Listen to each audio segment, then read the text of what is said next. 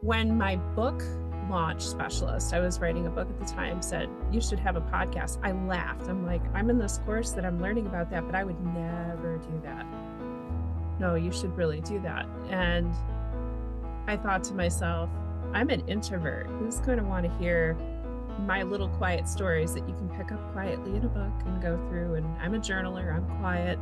Who's going to want to hear my stories? But the minute that I let the floodgates loose, and it was almost 2 years ago now, it'll be 2 years on April 24th, I felt something light up inside me that I can't even describe, just because I was finally sharing my little quiet voice bravely with the world. And even if one person heard it, and I know that it validated what was going on inside me, I knew that when I was interviewing other people, that same light was going to be lit up. And that just means so much to me.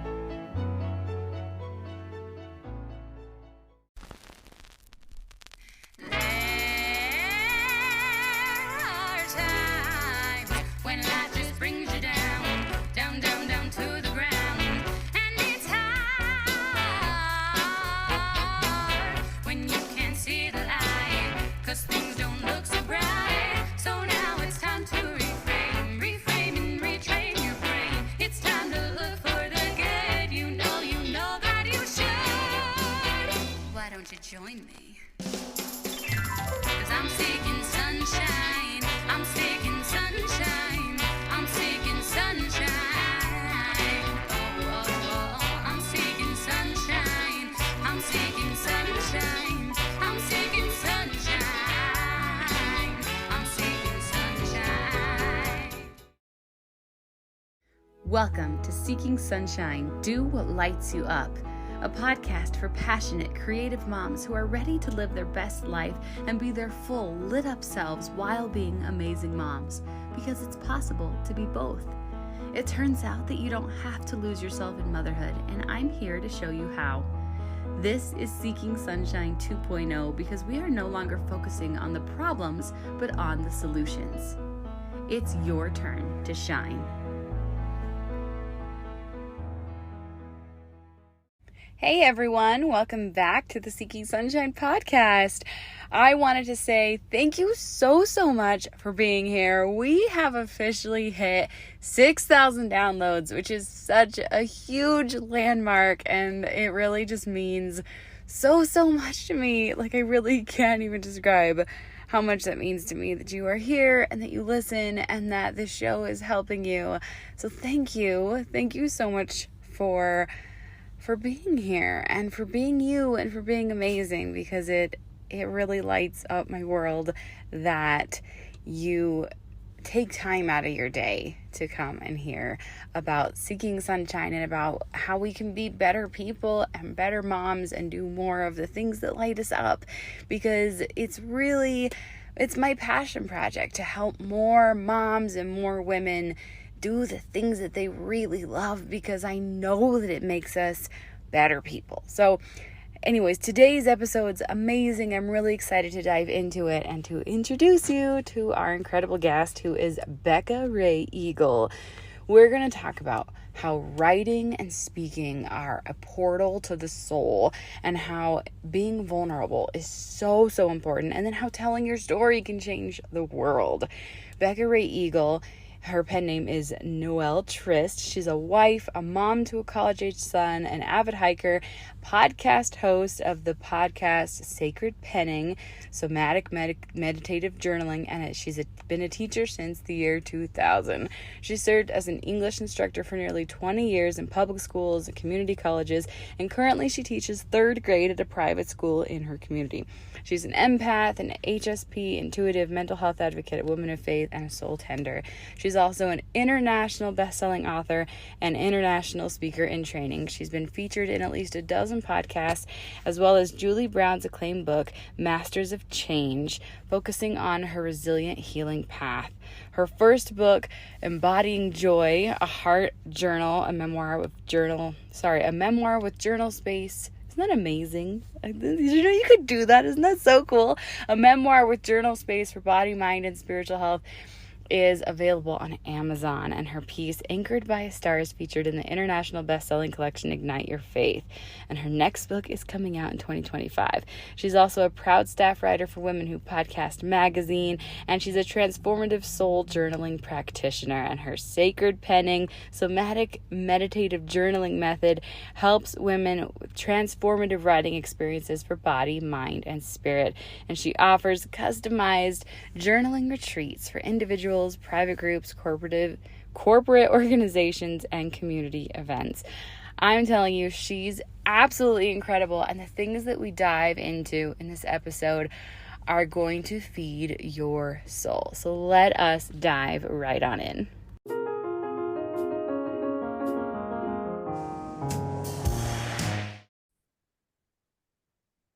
Well, hi, Rebecca. I'm so excited to have you today on the Seeking Sunshine podcast. How are you?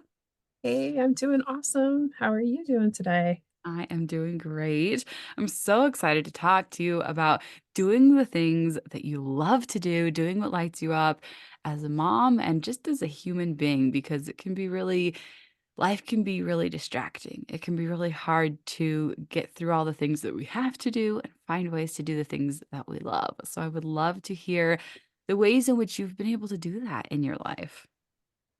Oh my gosh, I'm in a different season of mothering than you. I am an empty nester, and my son just turned 21, so he's a true grown up. But we were just talking a minute ago, and yeah, you're always a mom. It's the reason I do anything. I can't explain it otherwise than my son is my why, and he is the first thing that really lit me up. I'm a great teacher, and I've been doing that for 24 years. But when he was born 21 years ago, he really gave me a good reason to be the best role model for myself, to go for everything passionately in my own life. And boy, does he follow suit. He has a lot of his mom in him. And that's a good and a bad thing sometimes, because when we go for things, we go all out. And that's a beautiful way to be. There's a lot of disappointment and emotion and heartache in going all in for everything you do, but it's also a really beautiful way to be because I'm also like that. It is. I just got back from seeing him for his birthday, and we spent Easter together. And I am on spring break. I have had 2 weeks to be a human being again and spend those couple days just being in his presence and being a mom. And it really just filled my cup so much. But at the same time, I came home so energized that right now I've been balancing a podcast, writing a new book, launching a course. Um, Today I'm editing a school newspaper.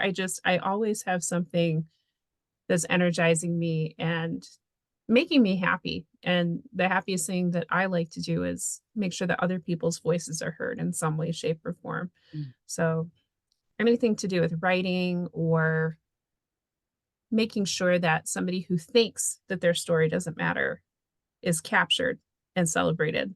I'm all about that.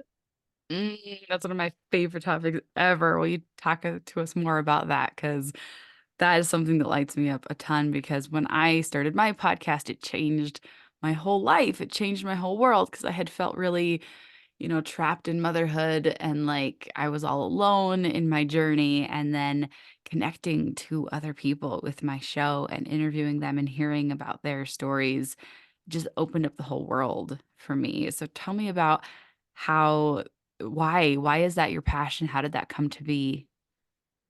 I'm trained as an English teacher, and I've served in middle schools, high schools, colleges as a formal English instructor. So I've taught people as young as 5th grade all the way through people in their 70s how to read and write and feel confident with what to do with their own literacy, whether that be going to get a job, go to college, break up with a boyfriend, whatever the case may be, making sure that they are being authentic. But one of the tools that has mattered to me most is journaling and hearing your own inner still small voice first, making sure that you know that that voice matters before you bring it to the world. And I felt that that was the thing that really equipped me to be brave enough to do podcasting myself. I went through a course, a very similar course that you did, I'm sure. And when my book launch specialist, I was writing a book at the time, said, you should have a podcast, I laughed. I'm like, I'm in this course that I'm learning about that, but I would never do that. No, you should really do that. And I thought to myself, I'm an introvert. Who's going to want to hear my little quiet stories that you can pick up quietly in a book and go through? And I'm a journaler, I'm quiet. Who's going to want to hear my stories? But the minute that I let the floodgates loose, and it was almost 2 years ago now, it'll be 2 years on April 24th. I Yay. felt something light up inside me that I can't even describe, just because I was finally sharing my little quiet voice bravely with the world. And even if one person heard it, and I know that it validated what was going on inside me, I knew that when I was interviewing other people, that same light was going to be lit up. And that just means so much to me. It's amazing. And I think that big truth here is that the only person you actually need permission from is yourself. You don't need some, person in a chair somewhere with authority telling you that your voice matters, that your story is worthwhile, that your trauma was significant. You just Right. need to give yourself permission to And be yeah, validated. that's what it is. And self-validation is important. Recognizing with a loving light everything that you have been through, big T trauma, little T trauma, the joys, the sorrows, the wanting to pull your hair out and sit on the floor crying with your kid. um, all of those things matter. Being vulnerable is one of the most important tools to resiliency. And Brene Brown happens to be one of my heroes, but there are so Mm, many people love her. now having the guts to say, you can be real, REAL versus REEL, real, Mhm. on the Instagram or whatever social media platform. And I think podcasting is genuine because you dip your toe into that vulnerability where people hear your stories, but you may not be ready to be seen. But that may be the next step. It really prepares you baby step by baby step to go and share whatever it is your truth is. I know people who do podcasting about cooking. I know people who do podcasting about art. I know people who do podcasting about whatever lights them up. And when I write for Women Who Podcast magazine, highlighting those women and whatever makes them passionately come alive is worth celebrating. And I can't imagine spending, I wouldn't want to spend my time when I'm quote unquote bored doing anything other than listening to a podcast and cheering people on and how they're showing up. And the amazing thing is that when you hear somebody else talking about what lights them up, it lights you up in turn. Like, that light spreads, it's contagious, and it's the greatest thing of all time because even if cooking doesn't light me up, hearing somebody else talk about how cooking lights them up, bam, you will feel their energy and you will take it in yourself, and it will just inspire you to go do whatever does light you up. It's That's how we light the world on fire in the best possible way, is by sharing our Right. passions. And we need that. And we need moms talking about how hard it is to put your kid down for a nap when they're a certain age. And we need moms like myself talking about crying their eyes out for a whole week when my son finally left the nest. We need people to be real wherever they're at. Right now I'm in a stage where I'm going to be 50 soon. I'm talking about that menopause thing. Just whatever the topic may be, as long as we know that we have one another, we have somebody else to talk to, that we're not in some isolated bubble going through it alone. That takes half of the trauma out of anything that we're experiencing. Absolutely. I was just told last night, this is not from me because somebody wanted to quote me and I was like, I didn't say this. Shame thrives in secrecy. And it really does. And when you are feeling shame, and like Brene Brown talks about shame all the time, and it's such a beautiful work. Shame is the only thing that we can't like come to terms with because it's so not real. It's so unhelpful. It's such an unnecessary emotion. It's all based in lies. Like Yes. it's based in the lie that you have to be perfect. You have to be not you in order to be successful, in order to be accepted, when the actual truth is that you are so beautifully and perfectly human, exactly as you are, and so is everybody else. And you don't need to squeeze yourself into that box that doesn't actually exist. Right. And mental health really does matter. And one of the things that I stand for in my classroom, in my life, in my writing, and in everything I do is that you need to take care of the person behind whatever that passion is. And if sometimes you need to put on a slow down, a pause, a full stop, it's okay. It's okay to just ground yourself and shower yourself with love again. It doesn't mean you're hiding in the shame closet, but when you come back out again, knowing that there are people there for you, knowing that it's okay Yeah. to tell your story because it gives somebody else the strength and the bravery to tell their own. We go through so many ugly and scary seasons. And today I did a post on Instagram about rainbows. I have my kids make the most beautiful rainbow paintings in my classroom. And they were just having a great time in April, just before break. But there's going to be the rainbows, but behind the rainbows, there's always the rain. And people don't talk about the rain. They just want to focus on the rainbows, but they're both there. And in both of those things, there's the love. There's the love holding you. And that's what we need to be more vulnerable about because we can love one another through these things versus hide. Yep, absolutely. And rainbows are so beautiful. They're such a beautiful metaphor and thing to experience because rainbows are light shining through the rain. They're literally, it's the light coming through, what you could perceive as sadness. And you've got all the storm clouds that hang over, and it feels like darkness. And it's when the light shines through and you have that really stark contrast that it's the most beautiful. It's when you have contrast that you can see the rainbow. And if you didn't have the contrast, you wouldn't have the rainbow. Right. We have to have the contrast. That's where the beauty really shines. I wanted to be an author my whole life since I was 8 years old. And I wrote about, you know, a whole bunch of really dark times when I finally got my first book to come out. But if I hadn't gone through a really dark season in my adulthood, that book would have never been written because I wouldn't have had anything to write about. I wouldn't have had to go chasing the rainbows within myself. I wouldn't have had to go looking for the light that I thought was turned off. Mm, And I mean, everybody knows COVID times were really difficult for so many people, and so many people lost people.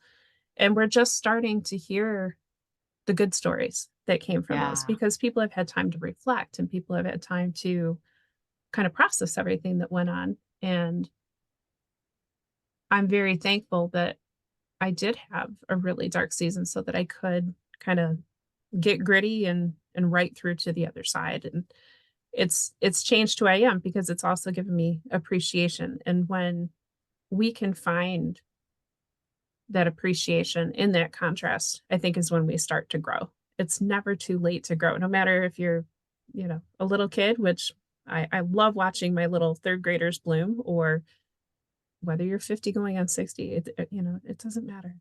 Oh, I love that so much. It's never too late to grow and it's never too late to bloom.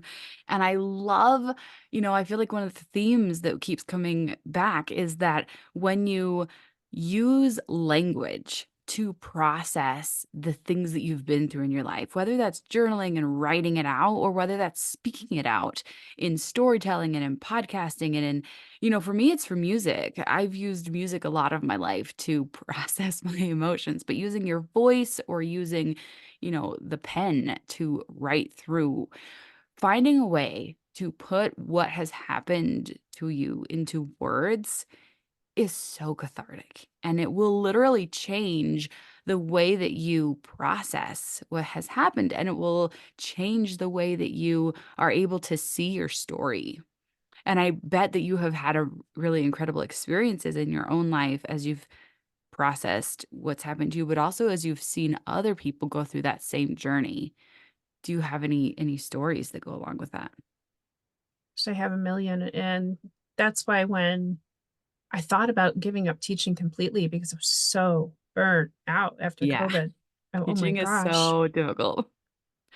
I have so But much respect for teachers, and I have to say oh, that, and I say that every time I get the opportunity to talk to a teacher on my podcast because teaching is such it should be the most revered profession in our thank you. entire society because you are literally shaping our future.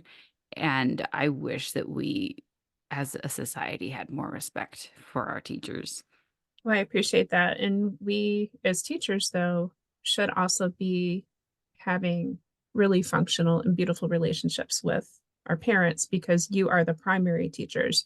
And at my school, that's huge. I work at a private school, and the number one teacher is the parent first. That gets lost a lot of times in public schools just because of the size. I hate to say that, Yeah. but Yep. you have so many kids on your hands, but when you have a smaller environment, you're really able to work on those relationships and drive that home. So I'm thankful to you and all you're doing with your children, knowing them best in their natural environment to bring them to the classroom for what we can do to kind of put the icing on the cake, so to say.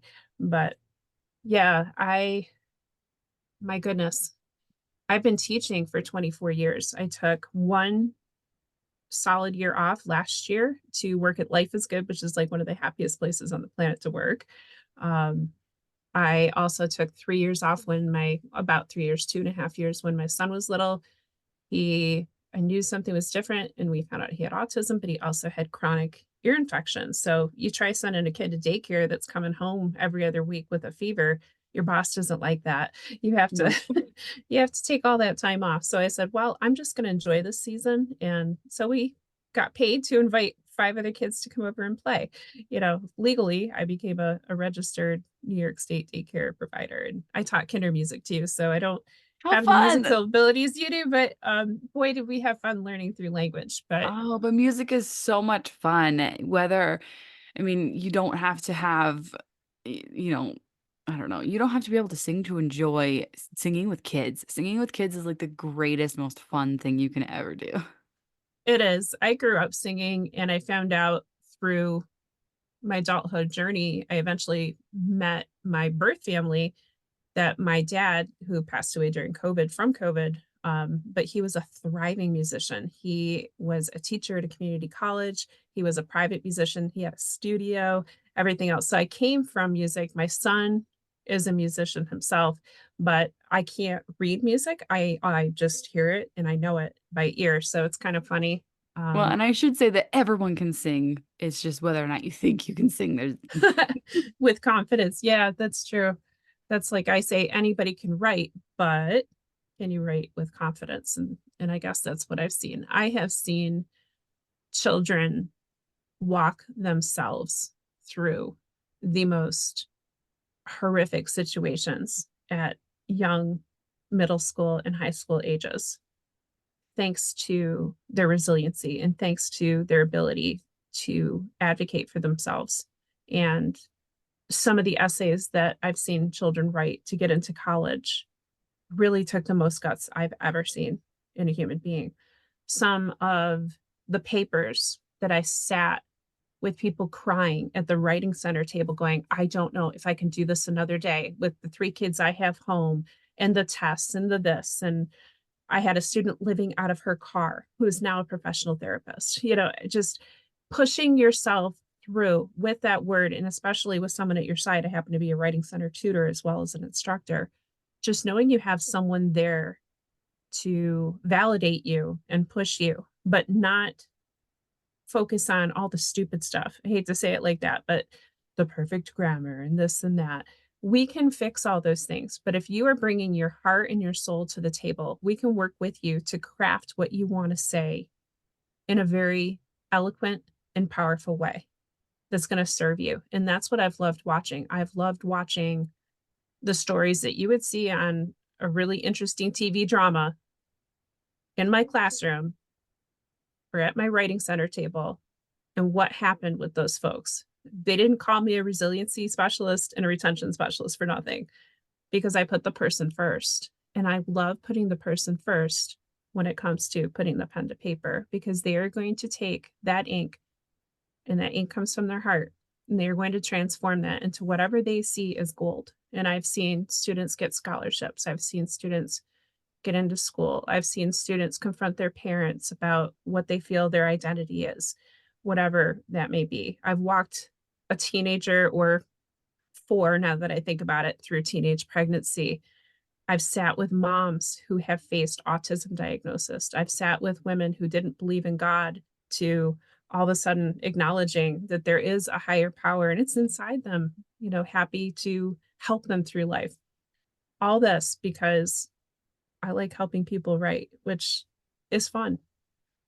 It's an incredible tool. And one thing I want to point out that I think is really incredible is I feel like we're leaning towards this in our society as we get away from the perfectionism, as we get away from in this context, it's okay, you have to have perfect grammar, you have to have everything just so. And we're getting to this place where it's like, it's actually acceptable. It's not the end of the world if you have writing errors. Like, we're actually seeing published books where it's like, that's an incomplete sentence. And it's like, no, that's how we speak. Like, we're starting to see professional writing where it looks more like the way that we actually speak, because we don't speak that way.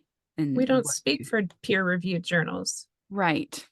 That's wonderful that they're there, and I'm glad that some people enjoy doing that work, but that's the reason I don't have a PhD, because to me that doesn't sound fun at all. I have a lot of respect for my PhD friends, but that was not something that I ever wanted to do. I have the experience of life and working with people in what I call the trenches, of classrooms, Yeah. really And the getting to the ability, real stuff. yeah, the ability for each of us, but especially when you're new at something like these kids are, and when you're in the rough, raw patches of life, like the ability to be accepted in your mess and to show up messy and to start to process your emotions in your life and your experiences just messy. Like, you don't have to have perfect grammar. You don't have to show up, you know, appropriately. You don't have Right. to do everything right in order to then process all the things and do it all. You get to just show up messy and start to work through it. And the beauty and the benefit of just getting the work done and doing what needs to be done in whatever way it starts to come out. Right. And that's one of the reasons I love the grade shift that I've made. So, I mean, I was doing pretty serious teaching. Some of the time it was like advanced placement classes and college writing classes and, New York State tests, which don't even get me started with that. But, just different tests that students have to take to show mastery. It's okay. They're going to show mastery eventually, but each of them has their own zone of development. And if something is in the way of that development, it's going to be at a different time than March 28th, or, whatever day that they Yeah. choose. And with these young ones, I love doing things messy. I have colleagues that have the most beautiful Pinterest classrooms that, I call them, and they have their way. But mine looks more like a preschool classroom, because we are just doing it super messy, and we are celebrating our work every day. It's You walk into my room and it's just fun, but we do manage to meet the standards and to raise the bar. And I have a very high bar, but my kids know that any day that they're in there, if they mess up, it's okay. I am going to love them for whatever we're doing. They know that I'm new at teaching math and don't do the best job yet. Um, we've taught each other that we're good at some things and we're not so good at other things. And we have a class Furby that doesn't talk. I have the kids use their imagination, but they begged me for one of those crazy Furbies. They know that imperfection is accepted there because to me, they're perfectly beautiful just as they are. Well, and what a great environment to learn and grow in. What a beautiful, garden to blossom in when there gets to be dirt around because you you can't grow in concrete. You can't Right. blossom when in a sterile environment. You No. need to have, the fertile soil to grow in. We need that as human beings, and we so often don't give that to ourselves. Like, it's awesome that we are trying maybe more and more and more to give it to our kids, but how often are we giving it to ourselves too? How Right. often are we looking at our own selves and being really perfectionistic and having these thoughts of not feeling good enough because we didn't measure up and slamming ourselves over and over and over and over again?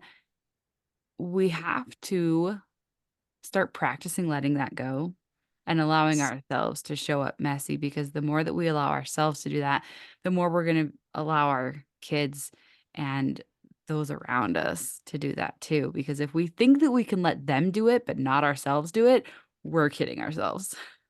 Right. And it gives people, especially children, when they're met where they're at, the ability to know that that soil, that dirt that they're going to grow in, yeah, it's gross. And sometimes life doesn't feel okay. And it's okay for them to show up with those messy emotions and those tantrums that are ugly and all the things that come with children. But when they go through the process and they see that even though that dirt was messy and gross and stinky sometimes, And there were worms in it.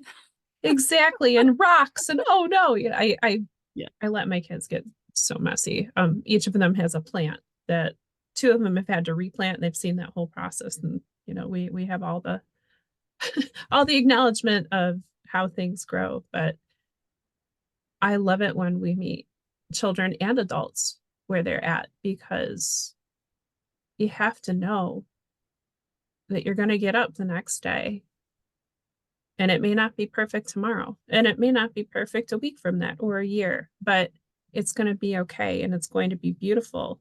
The most beautiful arrangements of flowers, in my opinion, are the ones that are wild, the Mm, ones that you put together in a vase that even if your 5-year-old brought them into you and is half dandelions, I appreciate those the most. and roses come with thorns, and the Right, prettiest flowers have little prickles on them. Like, there is contrast all right, around us, and we have to be able to see the beauty because of the contrast in exactly. the contrast. Exactly. The like today, just to be completely vulnerable, I've become a new entrepreneur, and that's one of the scariest titles that I've ever stepped into because it comes with so much baggage and responsibility and judgment, and Mhm. just you can make it a million things. But I finally made some money for the first time in my life over the last couple days for something I put into the world. Woo! Let's cheer you on for that. And Let's it, do it it. felt it felt a little contrasty. It felt a little funny, but immediately I went and paid a bunch of bills because that's the responsible thing to do. But just to know that I was able to step into a role and not have it all lined up with the perfect website and the payment was a little wonky and but everything worked out and Mm, do it I have messy. this beautiful course I'm offering. I've done it for Yay. years in a classroom. I might as well do it for, adults, but that's one of the scariest things I've ever done in my life and I did it at 49. I'm just really proud of myself today to know I'm doing something my kids do every day. I'm doing something I taught my son to do every day. I'm finally being a really, really good role model for my kid. Well, and what's amazing is that, like, if you will have the courage to show up as you are, to show up authentically, to show up messy and imperfectly and human as you are, you will see that people will love you without you being cultivated in perfection and everything. You will see the rewards from it. You will see that it didn't have to be perfect and that people will Right. forgive you if the payment thing doesn't work out perfectly and if you don't have the website all built and if there was a flaw in the thing and if you do all the things. So tell us about your course because now we have to hear about it. Oh my gosh, I'm so pumped. So I have done courses in college where I present them in person. I've done them hybrid. I taught 2 years during COVID online. I was both for my school and for a professional tutoring company because I wanted some extra income during COVID. But this course is different because this course is everything that I've learned in most of my life from being a journaler. And then I've taken coursework through the Center for Journal Therapy. And I've also been doing a new kind of journaling since last summer that has completely changed my outlook on everything. And I kid you not, so for someone to say, I've been journaling all my life, but then I changed the way I did it, and it changed my body, my mind, and my spirit. I can take all those years of writing, teaching, all that experience that I built coursework and put it into what's coming from my heart and my life. And that combination, when I sat down yesterday working on some of the little details, I didn't notice time pass for 4 hours. I was completely just beaming with this warmth. I was smiling from ear to ear. I felt at ease and excited. I've never felt that before. Not all those things at one time. It was just something completely and naturally from the deepest, happiest part of myself. I'm bringing 40, I don't know, I've been journaling since I was 8. So 41 years of journaling and then 24 years of education. And then just since the summer, just having the courage to do something new, to have my own practice serve me better, to hold it out and say, hey, if this makes my life so joyful, why can't it do the same for you? So it's a 40-day course because that's approximately how many days it took me to really feel the results in my own life. It has a small container. I'm only accepting 12 students for this first time. There is a workbook, which I'm an author, so that's easy. And I'm a course designer. That was easy. It's still in progress, but they get to keep this workbook and have life access. So if they're not inspired by their journaling or they want to go back to the roots and the details, they can go back to the coursework. They can call me. All my students, I'm friends for life. So um, they'll have me at their side. But journaling When is does a it practice launch? that you take for yourself. So I'm Love it. there to show the way. And it launches May 4th, May 9th. Um, Perfect.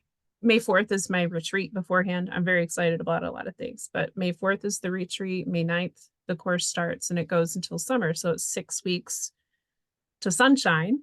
Yay! Yeah, 6 weeks to sunrise because that's the beginning of summer. And we have our graduation ceremony or retreat on June 20th when it becomes the new and happy, warm season that hopefully they'll feel inside just like I have through my own practice. Oh, that's amazing. Do you have an easy to say link for that, or should we just throw the link in the show notes?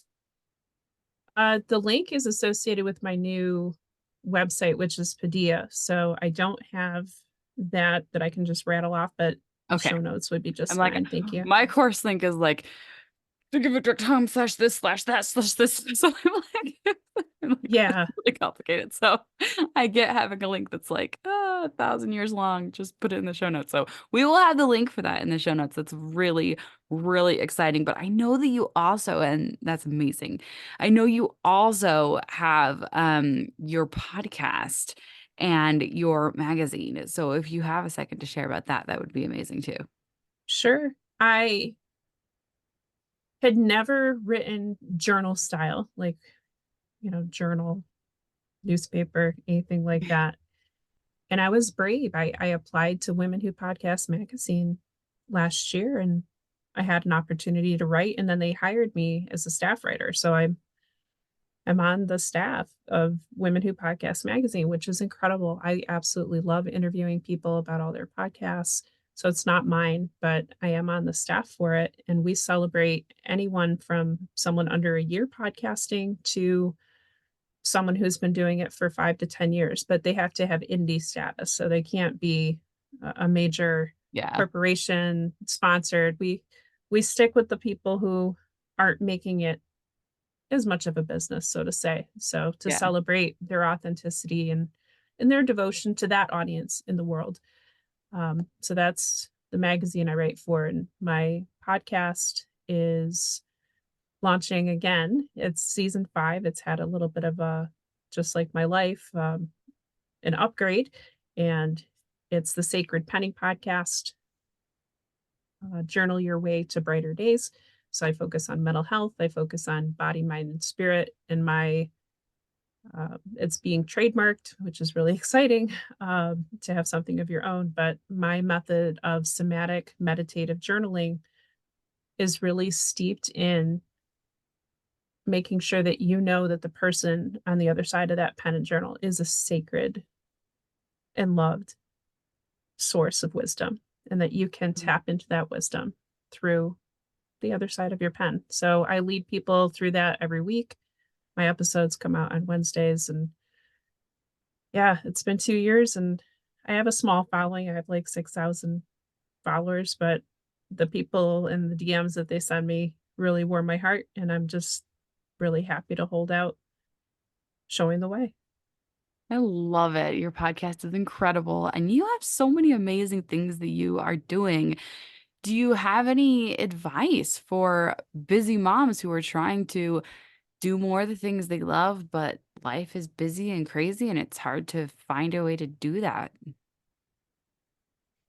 Try to schedule something in just for you. I know life gets in the way. I remember, especially small children, and with my son, um, having significant special needs over time, both health and his mental health and everything. Just making sure that you try to schedule something in every day. It may not work out like my schedule because I'm, an empty nester now where I have this block of time in the morning and the evening, but making sure that if that half hour for yourself or that hour doesn't come at the time you want, just make sure that you can check it off by the end of the day.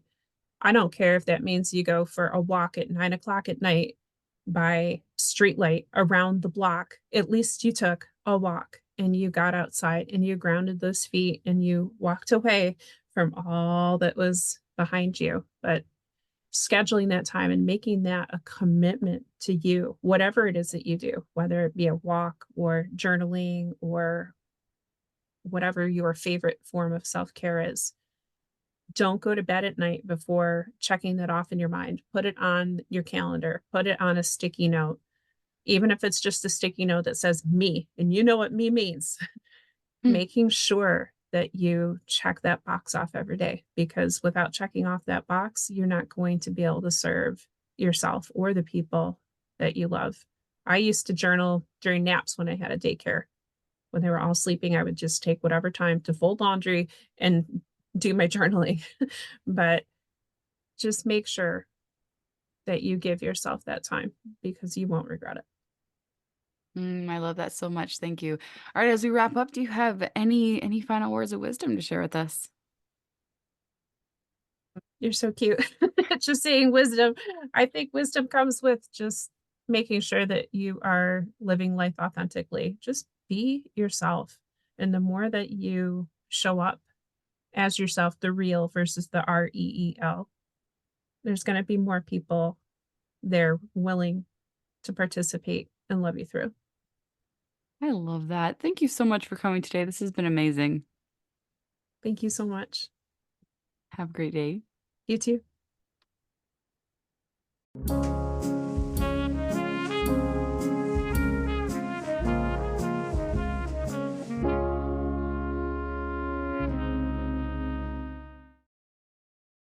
thank you so much for being here, Rebecca. I feel like I learned so much. I feel like I've just grown from getting to know you and hearing your story and hearing about like how much writing and speaking out our stories just changes our lives and the lives of everyone around us is truly incredible. So here are my favorite takeaways. Number 1, the only person you actually need permission from is yourself. Number 2, being vulnerable is one of the most important tools of resiliency. Number 3, when you hear somebody else talking about what lights them up, it lights you up in turn. That light spreads. It's contagious. You will feel their energy and it will inspire you to go do what lights you up. That's how we light the world on fire in the best possible way, by sharing our passions. Number 4, shame thrives in secrecy. It's the only thing we can't come to terms with because it's not real. It's unhelpful. It's such an unnecessary emotion. It's all based in lies.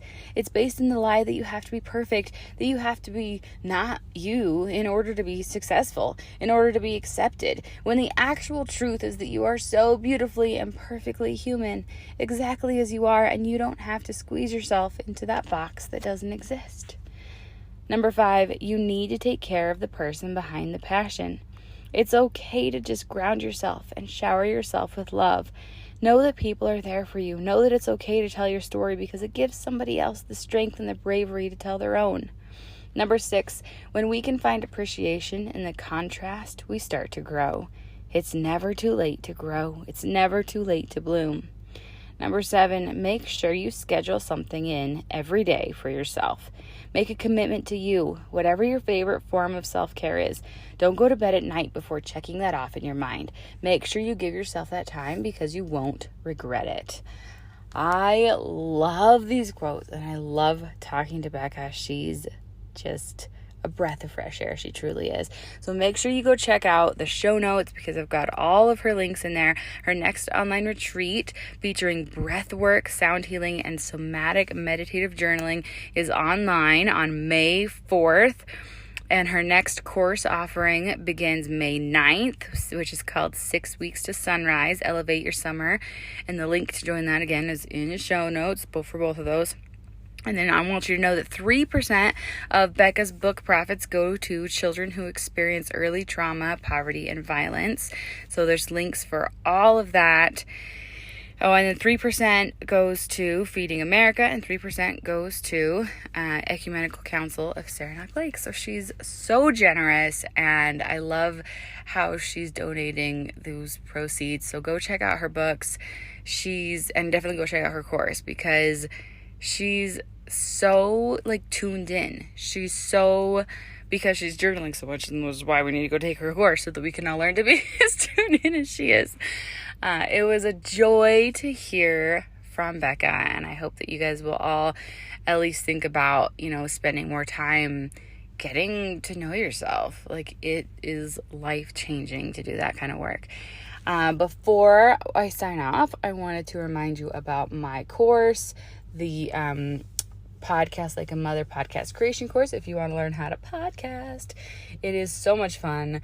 And again, telling your story out loud, the way I was talking to Becca just now, and becoming connecting with other women this way is so therapeutic and so incredible. I would love to teach you all about podcasting in that course. So the link for that is also in the show notes, and I'm going to leave you there. I hope that you have an incredible day, and I will end as usual with a song.